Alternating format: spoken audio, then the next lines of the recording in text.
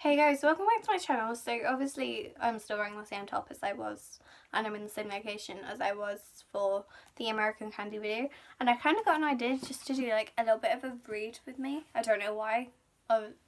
This was just like a random idea, and also I'm trying to film some videos because I've got NCS, and so it's like I want videos for when I do NCS because I'm not going to have time to film, at least not during the first week, but I might be able to film during the second week. It just all depends. I'd like to point out I've not read this book at all. It's actually at my nan's house, but the book is Then She Was Gone, and it's by Lisa Jewell, and on the front it says A Missing Girl, A Buried Secret, the #1 bestseller, and it's just like this. It does have 2 for £7. I don't know where she bought it from, but yeah. And on the blurb it says she was 15, her mother's golden girl, she had her whole life ahead of her, and then in the blink of an eye Ellie was gone. 10 years on, Laurel has never given up hope of finding Ellie, and then she meets a charming and charismatic stranger who sweeps her off her feet. But what really takes her breath away is when she meets his 9-year-old daughter, because his daughter is the image of Ellie. Now all those unanswered questions that have haunted Laurel come flooding back. What really happened to Ellie, and who still has secrets to hide? Now when I read that, it was like, is it the 15-year-old who was taken? Because it mentions a 9-year-old daughter, but obviously people meeting like little girls, it does remind them of their loss. Some of the reviews were like, a gripping read, emotionally gusting, ripping through me as secret upon secret came out. I have scarcely read a book which has affected me so deeply and has haunted me so tenaciously. Then She Was Gone will break your heart. Beautifully written, it will stay on your mind. Creepy, disturbing, tense, and hugely engrossing. This is one of the best psychological thrillers I've read this year.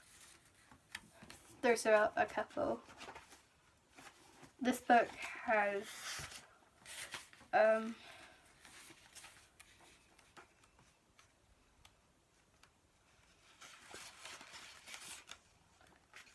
this book has 421 pages, so it isn't that long.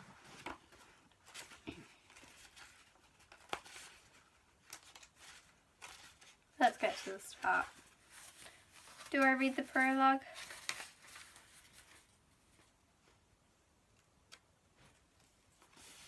I'm going to read the prologue because it's quite short. Those months, the months before she disappeared, were the best months. Really, just the best. Every moment presented itself to her like a gift and said, "Here I am, another perfect moment. Just look at me. Can you believe how lovely I am?" Every morning was a flurry of mascara and butterflies, quickening pulse as she neared the school gates, blooming joy as her eyes found him. School was no longer a cage. It was a bustling spotlight film set for her love story. Ellie Mack could not believe that Theo Goodman had wanted to go out with her. Theo Goodman was the best looking boy in Year 11, bar none. He'd also been the best looking boy in Year 10, Year 9 and Year 8. Not Year 7 though. None of the boys in Year 7 were good looking. They were all tiny, big-eyed babies in huge shoes and oversized blazers. Theo Goodman had never had a girlfriend, and everyone thought maybe he was gay. He was kind of pretty for a boy and very thin, and just basically really, really nice. Ellie had dreamed about being with him for years, whether he was gay or not. She would have been happy just to have been his friend. His young, pretty mum walked to school with him every day. She wore gym gear and had her hair in a ponytail, and usually had a small white dog with her that Theo would pick up and kiss on the cheek before placing it gently back down on the pavement. Then he would kiss his mum and saunter through the gates. He didn't care who saw. He wasn't embarrassed by the powder puff dog or his mum. He was self-assured. Then one day last year, just after the summer holiday, he struck up conversation He had struck up a conversation with her, just like that.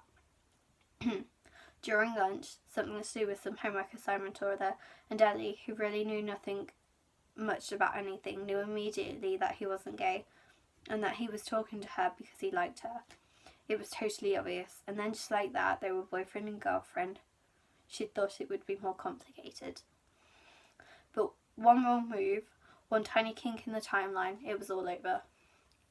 Not just their love story, but all of it. Youth, life, Ellie Mack, all gone.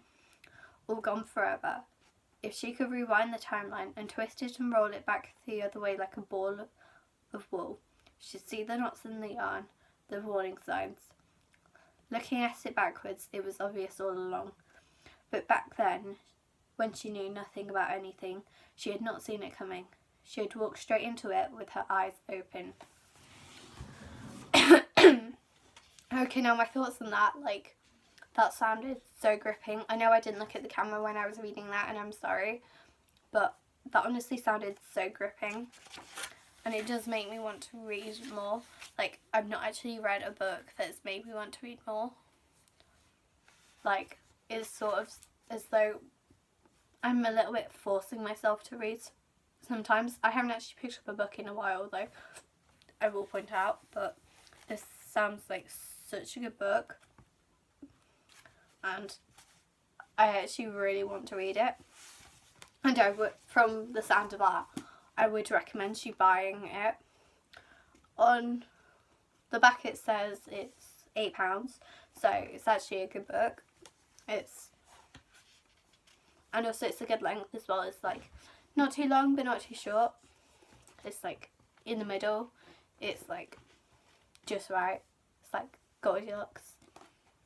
And the Three Bears. And you know how one was too hot, one was too cold, one was just right. Obviously I'm talking about porridge there, but you get what I mean. Okay, now I hope you guys enjoyed this video. I wanted to try something new, so let me know down below in the comments section your opinions on this. If you did like these sort of videos, then don't forget to give me a big thumbs up. Don't forget to subscribe down below, and I will see you guys in my next video. Bye!